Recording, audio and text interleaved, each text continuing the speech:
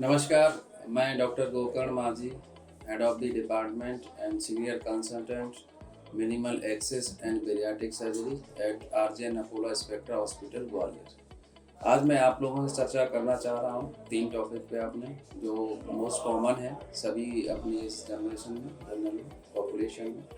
हम बात करेंगे जीवी स्टोन, कोलिलिथियासिस, जिसके सिम्टम होते हैं पेट में दर्द होना, specially right side upper abdomen में पेट में दर्द मोस्ट कॉमन है। अगर उसमें इन्फेक्शन हो जाता है तो उसमें फीवर भी आता है, नॉजिया वॉमिटिंग के सिम्टम हो सकते हैं। बाद में ये बीमारी आ गई अगर single stone more than 25 mm का है तो उससे कैंसर की संभावना बढ़ जाती है।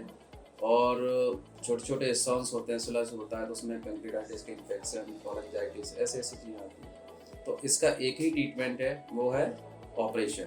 ऑपरेशन बहुत तरह से होते हैं, एक तो ओपन कर लो और दूसरा इसमें लेप्रोस्कोपिक होता है। लेप्रोस्कोपिक में मल्टीपोर्ट होता है, सिंगल पोर्ट होता है। तो सबसे अच्छा है कि लेप्रोस्कोपिक सर्जरी बहुत नीट एंड क्लीन सर्जरी है, मिनिमल में ब्लड लॉस बहुत कम होता है और पेशेंट सुबह ऑपरेशन करा के शाम को घर भी जा सकता है और नेक्स्ट 1 या 2 दिन के बाद में अपना रूटीन वर्क कर सकता है जो भी। अब बात करते हैं हर्निया की। हर्निया भी 2 तरह के होते हैं, एक ऊपर वाली पूरी एब्डोमिनल वॉल में, एक नीचे जिनको हम ग्रॉइन हर्निया बोलते हैं। बहुत सारे कारण होते हैं, आज इतना टाइम नहीं है कि कारण पर बात की जाए।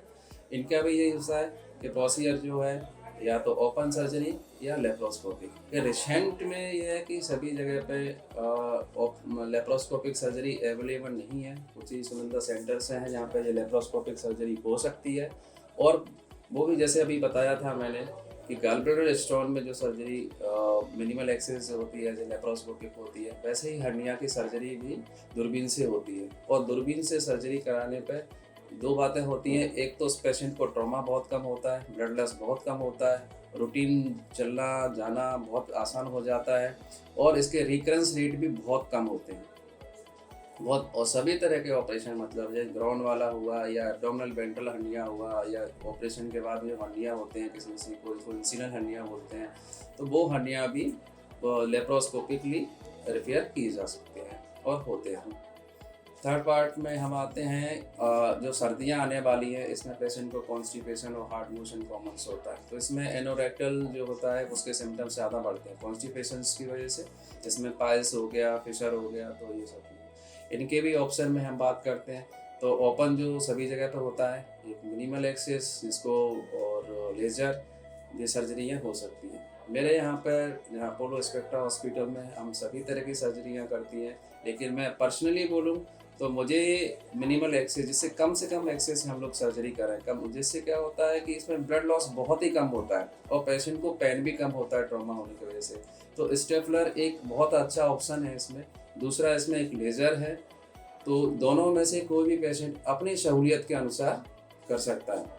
ये सभी जो ऑपरेशंस हैं, तीनों ऑपरेशंस हैं जिनके बारे में बताया गया, सबसे पहले तो उनको कंफर्म होना है कि कौन सा क्या ट्रीटमेंट पेशेंट के लिए सूटेबल होता है। कभी कभी कुछ पेशेंट एल्डरली बहुत ज़्यादा उम्र के होते हैं तो जनरल एनेस्थीसिया के लिए फिट नहीं होते हैं, तो उसमें रीजनल या लोकल एनेस्थीसिया में हमें वो करनी होती है सर्जरी, या दूसरे ऑप्शन दिखाने होते हैं। तो वो आप अपने डॉक्टर्स किसी जहाँ पे भी हैं, मेरे यहाँ पे आए, बहुत अच्छी बात है, नहीं है तो आपके पास में जो भी सर्जन हो, स्पेशली सर्जन की बात कर रहा हूँ, तो उनसे आपको कंसल्ट जरूर करना चाहिए। नमस्कार।